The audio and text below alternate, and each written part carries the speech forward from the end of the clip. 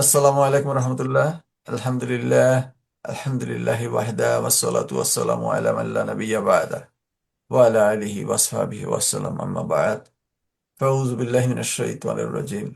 আলহামদুলিল্লাহ, আজকে আমাদের মাঝে শায়েখ আহসান হাবিব মাদানী শায়েখ আমাদের মাঝে উপস্থিত আছেন। শায়েখ শায়েখ মদিনা ইসলামী ইউনিভার্সিটি থেকে অনার্স করেছেন ইসলামিক লতে এবং মাস্টার্স করেছেন জগন্নাথ বিশ্ববিদ্যালয়ে এবং ডাবল কামিল তাফসির ও হাদিসে, এবং তিনি বর্তমানে প্রিন্সিপালের দায়িত্বে আছেন সালমা রহমান ইসলামী একাডেমি নওগাঁতে। আজকে শায়েখ যে বিষয়ে আমাদের সাথে শায়েখ নসিহা করবেন এবং আলোচনা করবেন, বিষয়টি হচ্ছে রমাদানের ফজিলত। আমি শায়েখকে বিনীত অনুরোধ করছি, শায়েখ ইনশাল্লাহ এখন শুরু করে দিবেন। জি, আসসালামু আলাইকুম রহমতুল্লাহি ওয়া বারাকাতুহু।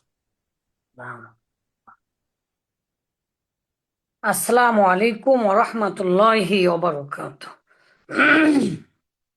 ওয়ালাইকুম আসসালাম ওয়া রাহমাতুল্লাহি ওয়া বারাকাতুহু।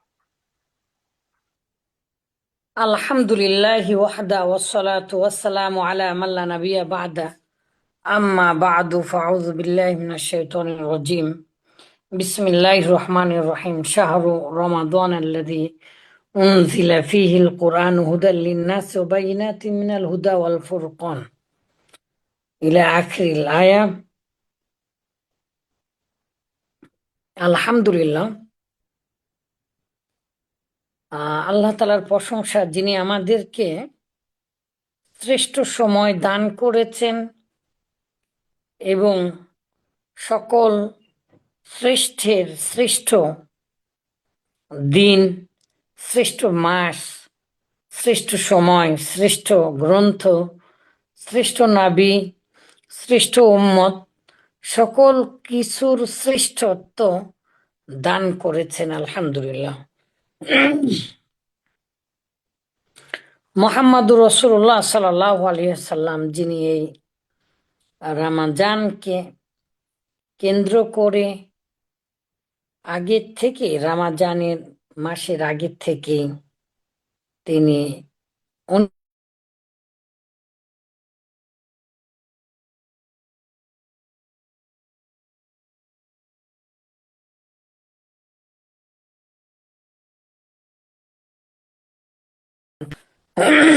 সাধারণত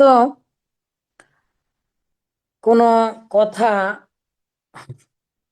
ব্যক্তিগত বা কোনো কথা বলা ঠিক নয় বা বলি না, তারপরেও যেহেতু আপনাদের এই গ্রুপে, বিশেষ করে প্রবাসী ভাইদের যে গ্রুপ, এবং আপনারা যে সাপ্তাহিক অথবা যে মাসিক আলোচনা রাখেন আলিম ওলামাদেরকে দিয়ে, সেখানে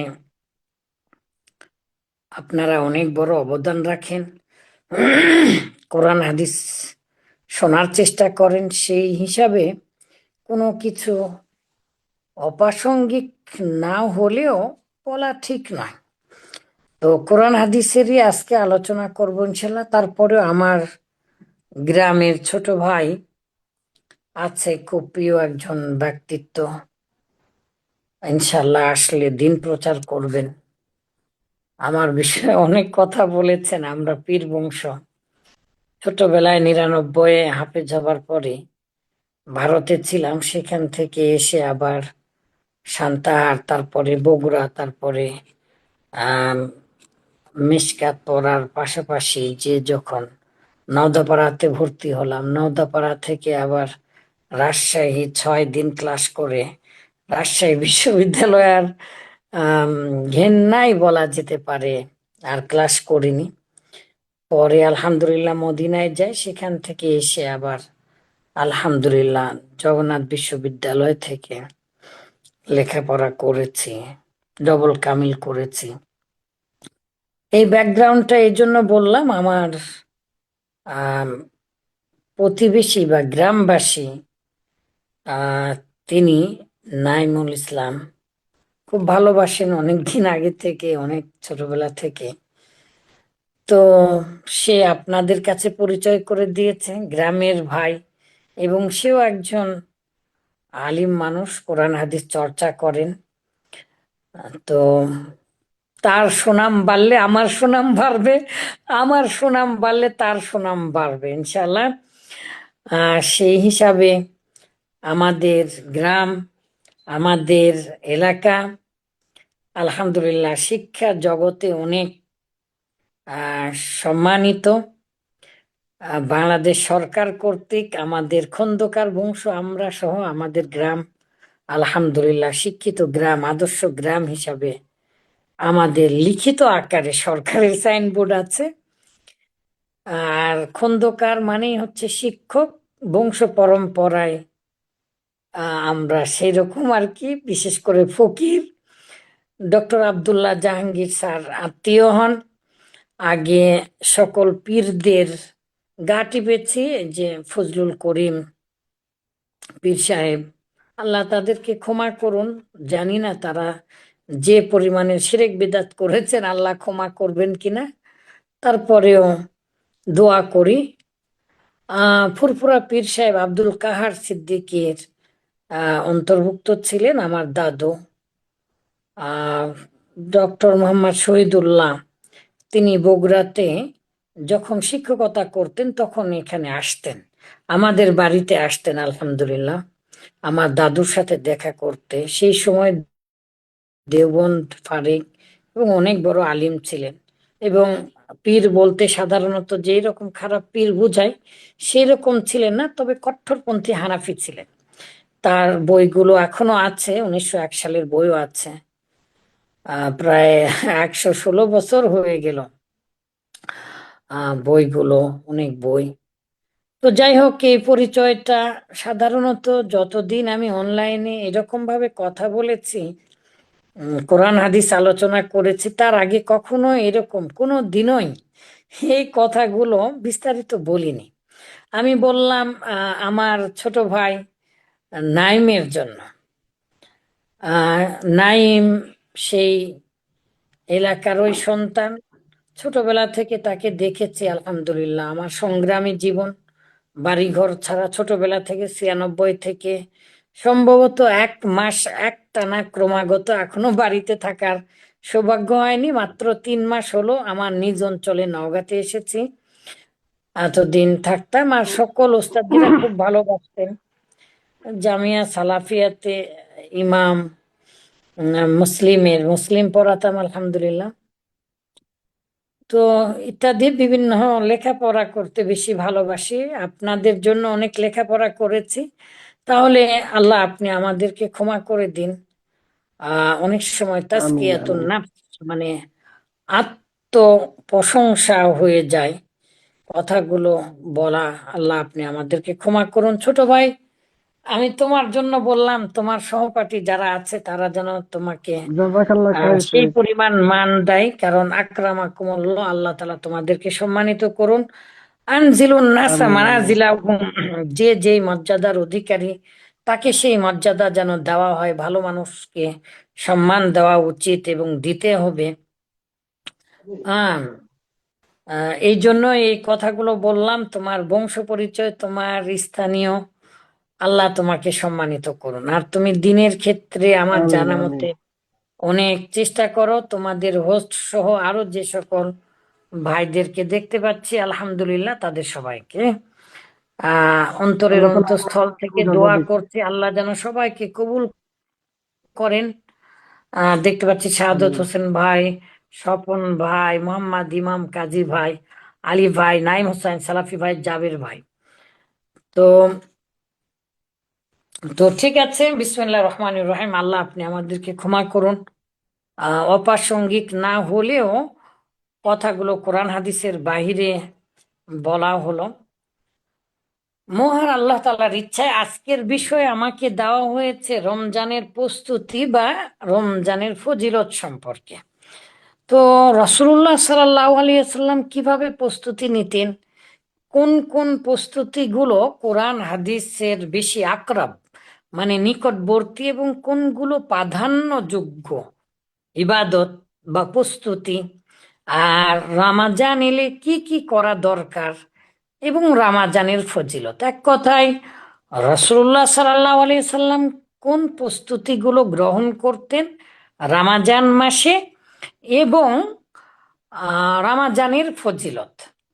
তো প্রথমেই আমরা শুরু করি, পৃথিবীতে যে জিনিস যত ভালো সেই জিনিসের তত আবার আছে কালো। পৃথিবীতে যে জিনিস যত কম পাওয়া যায় সেই জিনিসের মূল্যমান বা মূল্যবান হয় ওই জিনিসটাই, আর সেই জিনিসের মূল্যমানটা বেড়ে যায়। যেমন শরৎচন্দ্র চট্টোপাধ্যায় নারীর প্রবন্ধে লিখেছিলেন যে যে জিনিস যত বেশি পাওয়া যায় সেই জিনিস তত কম মূল্যবান, যদিও তা হয় জীবনের মতো। আবার যে জিনিস যত কম পাওয়া যায় সেই জিনিসের দাম তত বেশি, যেমন সোনা রূপা হীরা চাঁদি সোনা ইত্যাদি। পক্ষান্তরে পানি যার অপর নাম জীবন, সে বলেছিল জল, জল যার অপর নাম জীবন, সেটা কিনে খেতে হয় না বা অতিরিক্ত পাওয়া যায় এই জন্য। তো আপনারা যে দেশে আছেন সৌদি আরবে, আমি জানি অনেক সময় পানির চেয়ে পেট্রোলের দাম কম থাকে। তো পানি যে কত মূল্যবান সেটা সেই দেশে থাকলে বোঝা যায়, বা যখন পানি থাকবে না। তো কবির ভাষায় বা শরৎচন্দ্র চট্টোপাধ্যায় বলছে, বোধ করি যেদিন পানির অভাব দেখা দিবে বা জলের অভাব দেখা দিবে, সেদিন বড় বড় রাজারা এক ফোঁটা জলের জন্য তাদের রাজমুকুট খুলিয়া দিতে বাধ্য থাকিবে। বিধাতা না করুন আমাদের সমাজে নারী যদি না থাকে, তাহলে আমরা বুঝবো নারীর মূল্য। এই নারীর মূল্য প্রবন্ধ হঠাৎ করে মনে এলো, তাই বললাম। তো আমরা যেদিন বুঝতে পারবো যে আমাদের জন্য এই নিয়ামত গুলো উঠে যাচ্ছে বা উঠে নিচ্ছেন আল্লাহ তালা, এটা যখন একবারে থাকবে না সেই দিন আমরা বুঝতে পারবো। কিন্তু মহান আল্লাহ তাআলা আমাদেরকে ভালোবেসে নির্দিষ্ট কিছু সময় দান করেছেন, মাস দান করেছেন। আম, আম, নির্দিষ্ট কিছু গুরুত্ব আরোপ করত, নির্দিষ্ট কিছু সময় দিয়েছেন, যা সেই সময়টাই মূলত আপনাকে জান্নাতে নিয়ে যেতে পারে। তো এইরকম একটি বিষয়, হে আল্লাহ আপনি আমাদেরকে ক্ষমা করুন। তাহলে চলুন আমরা শুরু করি রামাজান মাসের গুরুত্ব, মাহাত্ম্য বা ফজিলত কি। এখন থেকে আপনারা রেকর্ডকৃত অংশ আপনারা ছাড়তে পারবেন ইনশাল্লাহ, যদি এডিটিং করেন। রামাজান মাসের গুরুত্ব, ফজিলত বা মহত্ব কি সেই সম্পর্কে আমরা জানতে পারি। মহান আল্লাহ তাআলা কোরআনুল কারিমে বলেছেন, শাহরু রমাদান আল্লাযী উনজিলা ফীহিল কোরআন। শাহরু রমাদান, এই যে মাস রামাজান, সেই মাস, আল্লাযী যেই মাসে, ফিহি বা উনজিলা ফিহি সেই মাসে নাজিল করা হয়েছে আল কোরআন, কোরআনকে নাজিল করা হয়েছে এই রামাজান মাসে। এই যে যে জিনিসের মূল্য যত বেশি সেই জিনিস তত যদি সহজে পাওয়া যায় মূল্য থাকে না। আমরা সুন্নি মানে কিন্তু সোনা মুসলমান বুঝি তো আমাদের বাঙালিরা। তো আমরা খুব বেশি সহজে পাওয়ার কারণে এই পৃথিবীর সর্বশ্রেষ্ঠ মাসকে বন্দি করে ফেলেছি, এবং এই মাস মূল্যবান হওয়ার কারণে এই মাস যেমন আমাদেরকে জান্নাতে নিয়ে যায়, এই মাস আবার আমাদেরকে জাহান্নামে নিয়ে যায়। তাই তো এই মাসে 3 মাস আগের থেকে আমরা বেদাতি দোয়া দিয়ে শুরু করি, বলি আল্লাহুম্মা রজবা ও শাবান ও বাল্লিগনা রমাদান। হে আল্লাহ আপনি রজব মাস পার করে শাবান মাস পার করে আপনি আমাদেরকে রমাজান মাসে পৌঁছে দিন। এই দোয়াটা, এই হাদিসটা নিতান্ত জয়ীফ এবং আমল যোগ্য নয়। সুতরাং এটা আমরা মিম্বারে উঠে যে বলি, বিশেষ করে আমাদের বাংলাদেশের 90% বা 90টি মসজিদে শতকরা আমরা দেখতে পাই যে আহ, এই খুতবাতুল আহকামে লিখিত এই দোয়াটাও পড়া আছে বা লেখা আছে, আর আমরা সবাই এই দোয়া পড়েই খুতবা শুরু করি।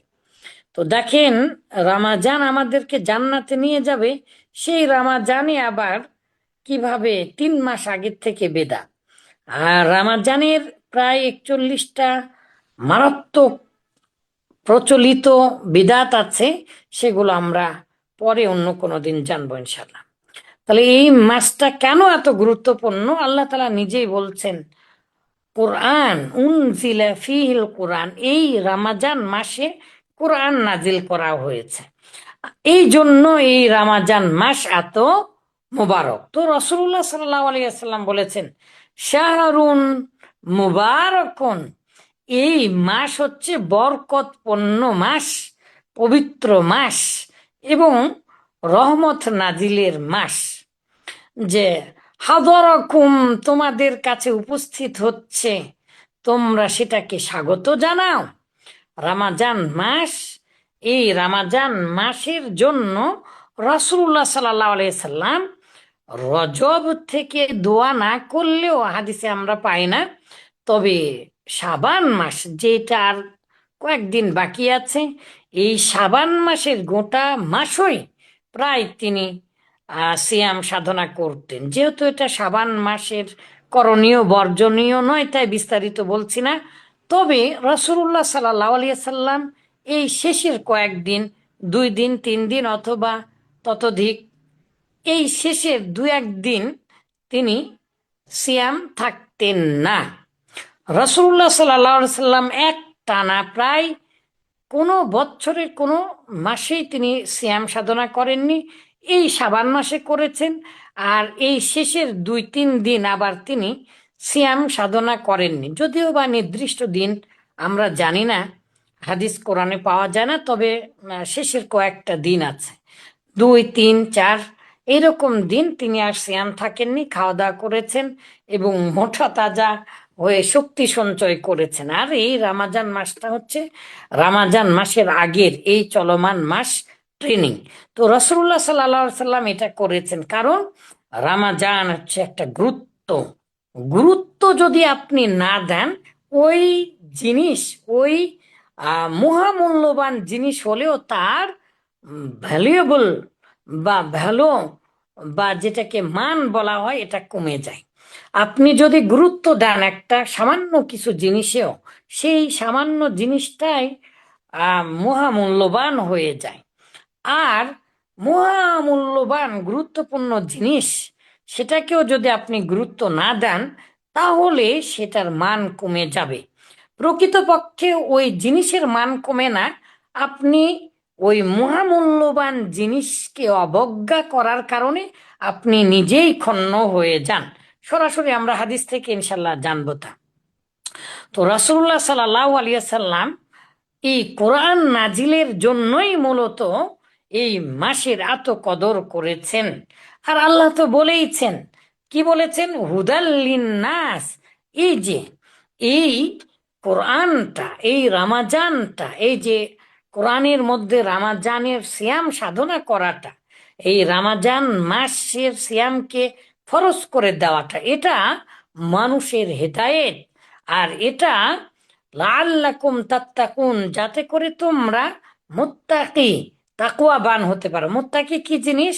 অনেকগুলো শর্ত আছে, তার মধ্যে প্রত্যেকটা ধাপে ধাপে বা পা ফেলানোর সময় সে যেন মনে করে হাজারো কাঁটা বিছানো আছে, এমন সতর্কতার সাথে প্রত্যেকটা সেকেন্ড মিনিট সে ব্যয় করবে আল্লাহর ভয়, সেই হচ্ছে মুত্তাকি। যেমন মুত্তাকি ছিলেন আলী রাদিয়াল্লাহু তাআলা আনহু। আপনারা কি পরিমাণ মনোযোগ দিয়ে শুনছেন জানি না, রাসূলুল্লাহ সাল্লাল্লাহু আলাইহি সাল্লামের কোরআন হাদিসের কথা চলছে, সেই পরিমাণ মনোযোগ দিন। যেমন মনোযোগ এবং চিন্তা করতেন আলী রাদিয়াল্লাহু তাআলা আনহু, একজনকে একেবারে হত্যা করবে, তরবারি উঠিয়েছে, একবারে মারবে, কাল্লাটা বা তার মস্তক দ্বিখণ্ডিত হয়ে যাবে, কিন্তু কাফের নিচ থেকে থুতু দিয়েছে। তো থুতু দেওয়ার কারণে আলী রাদিয়াল্লাহু তাআলা আনহু তাকে আর হত্যা করলেন না, তিনি ছেড়ে দিয়ে চলে যাচ্ছিলেন। তো কাফের নিচ থেকে উঠে বলছে, হে আলী, শোনো, তুমি আমাকে কেন হত্যা করলে না? আমি তো তোমার মুখে থুতু দিলাম, তোমার তো আরো রাগ ক্রোধান্বিত হয়ে আমাকে ক্ষত বিক্ষত করে ফেলা দরকার। তো তুমি আমাকে কেন হত্যা করলে না? তুমি বলছিলেন আলী রাদিয়াল্লাহু তাআলা আনহু, আমি তো আল্লাহর জন্য তোমাকে হত্যা করতে এসেছি। তুমি আমার সাথে যুদ্ধ করতে এসেছো, আমি যুদ্ধ করছি। আল্লাহর জন্যই আমি তোমাকে হত্যা করতে চেয়েছিলাম, কিন্তু তুমি যখন আমার মুখে থুতু দিলে তখন আমার রাগ সৃষ্টি হয়েছিল, প্রচন্ড রাগ তোমার উপরে, তোমার প্রতি একটা ঘৃণা জন্মেছিল। মনে হয় তোমাকে আরো ক্ষত বিক্ষত করে ফেলি। কিন্তু আমি যদি তোমাকে হত্যা করি ওই রাগান্বিত অবস্থায়, তাহলে আমি আল্লাহর কাছে কি জবাব দিব? আল্লাহ যদি বলেন আমাকে যে তুমি আমার জন্য তাকে হত্যা করেছো নাকি তোমার রাগ নিয়ে তুমি হত্যা করেছো, তো আমি আল্লাহর কাছে কি জবাব দেব? এই জন্য তোমাকে আর আমি হত্যা করিনি। সেই কাফের হতবান্বিত হয়েছে, আশ্চর্যান্বিত হয়ে তিনি বললেন যে তুমি যে আল্লাহকে ভয় করছো সেই আল্লাহকে আমি ভয় করতে চাই। যে আল্লাহর জন্য তুমি আমাকে হত্যা না করে ছেড়ে দিচ্ছ সেই আল্লাহকে আমিও চিনতে চাই। সম্মানিত দিনী ভাই, আসুন, তো আল্লাযী উনজিলা ফীহিল কুরআন হুদাল লিন্নাস ও বাইয়িনাতিম মিনাল হুদা ওয়াল ফুরকান। আর এই কোরআন বা এই কোরআনের মধ্যে এই রমাজান মাস সত্য মিথ্যার পার্থক্য করে দিবে। কোরআন যেমন সত্য মিথ্যার পার্থক্য করে, একজন মানুষ ভালো নাকি খারাপ, সে জান্নাতে গেল নাকি গেল না, এটা এই রমাজান মাস করে দিবে। ফামান শাহিদা মিনকুম শাহর ফালিয়াসুম। ফামান শাহিদা, আর যে ব্যক্তি পেল, দেখা পেল, এই মাসে পৌঁছে গেল, মিনকুম তোমাদের মধ্যে, ফালিয়াসুম সে যেন, মিনকুম শাহর এই মাস যে পেল, ফালিয়াসুমহু সেই মাসে সে যেন সিয়াম সাধনা করে। সিয়াম ফরজে আইন এই মর্মে প্রায় 5টি আয়াতে আলোচনা এসেছে, এবং এটা আদম আলাইহিস সালাম থেকে নিয়ে সর্বশেষ কিয়ামতের দিন পর্যন্ত, বা যতদিন ইসলাম থাকবে ততদিন পর্যন্ত এই বিধানটা থাকবে। সিয়াম যে শুধু ইসলামে গুরুত্বপূর্ণ বিষয়টা এরকম নয়। সিয়ামের মতো যে সকল ইবাদত আছে, সারাদিন না খেয়ে থাকা, যেমন রোজা, তবে অনেক কিছুই পাপাচার করা যায়। সারাদিন শুধু আহ শুকনা জিনিস খেয়ে থাকা হিন্দুদের সিয়াম। আবার আপনার সেই ব্রাজিলের আমাজনের কিছু আদিবাসীরা আছে, মেরে ফেলার আগে প্রায় 15-16 দিন ধরে মানুষের হাত পা বেঁধে রাখা, তাদেরকে রোজা রাখায়। তারপরে তারা যখন পেটে আর শরীরে কিছু থাকে না, তখন সেখান থেকে নেমে জীবিত অথবা মৃত তাদেরকে খেয়ে ফেলে দেওয়া।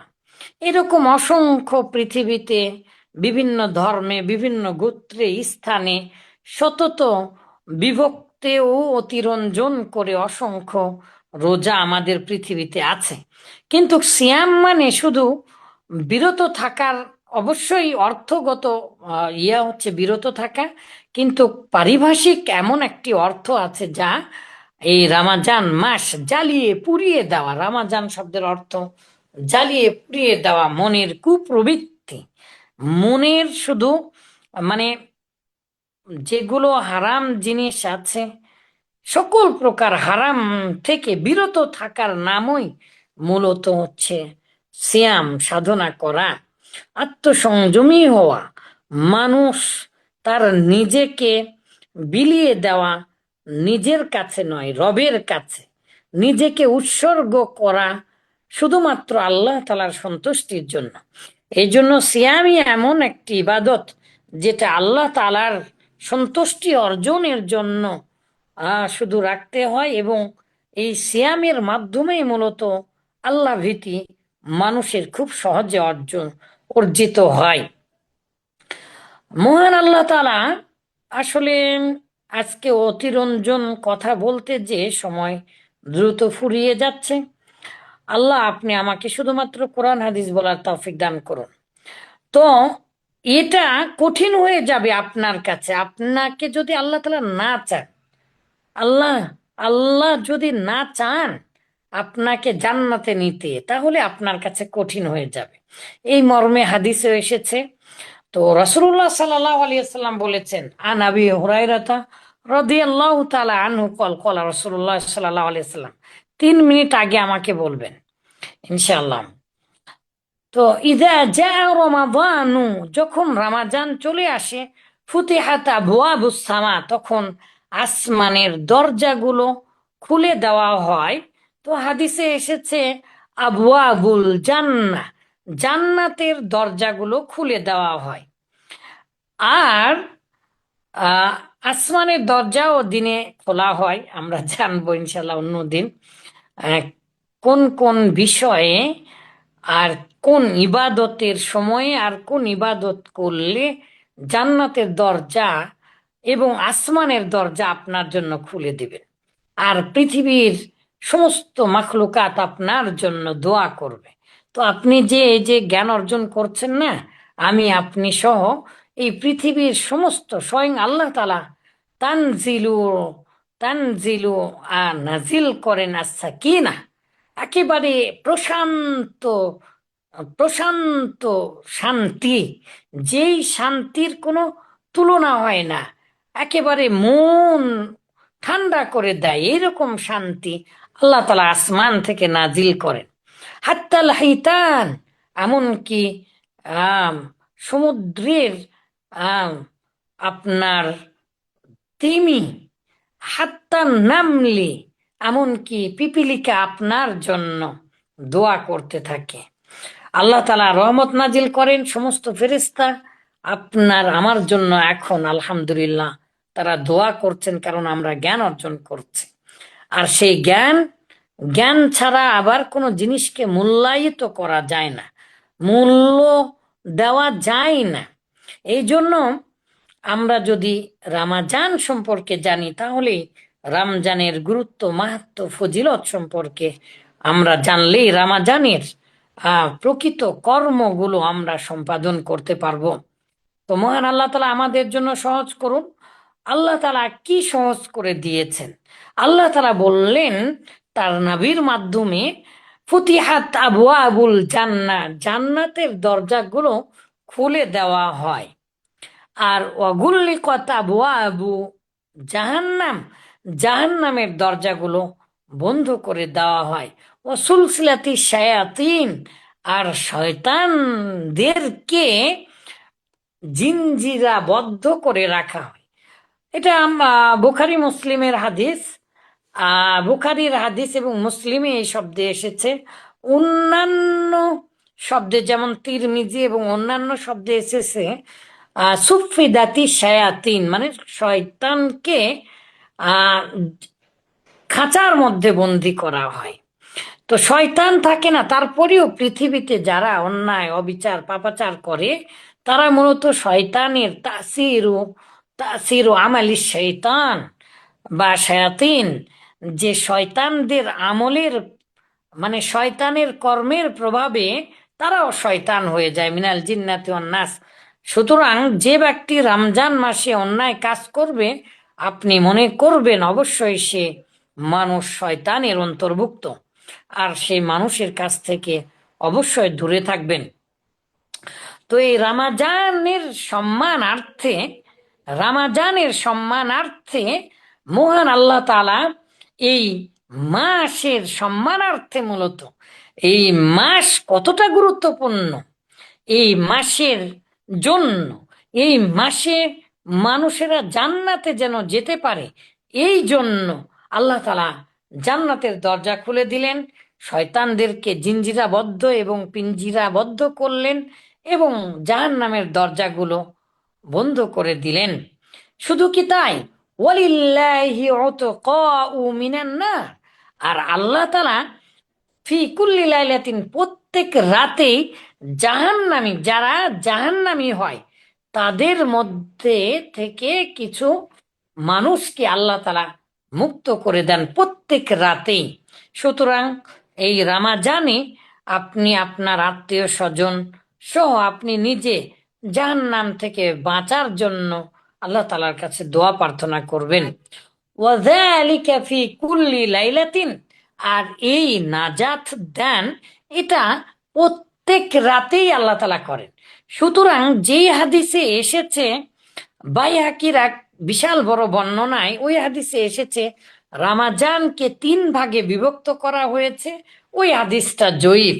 সুতরাং রহমত, মাগফিরাত ও নাজাত নামে 3 দশকে 3 ভাগে ভাগ করি যে 30 দিনকে, এটা মোটেও ঠিক নয়।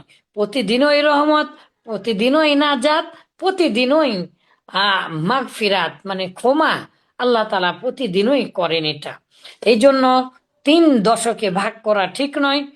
তো ওয়াযালিকা ফি কুল্লি লাইলাতিন, জাহান্নাম থেকে মুক্তি দেন আল্লাহ তাআলা প্রতি রাতে। শুধু কি আল্লাহ তাআলা প্রতি রাতে মুক্তি দেন জাহান্নাম থেকে? শেখ, আসসালামু আলাইকুম ওয়ানজিল রহমতুল্লাহ। রব্বুনা শেখ, 3 মিনিট আছে, জি এই পর্বে আমাদের আর 3 মিনিট আছে, ইনশাল্লাহ সবাই এবার ওয়ানজিল আমরা রব্বুনা দেখো। ইলা সামাই দুনিয়া, আল্লাহ তাআলা প্রত্যেক রাতে দুনিয়ার আসমানে নেমে আসেন এবং ফেরেশতাদেরকে নামিয়ে দেন।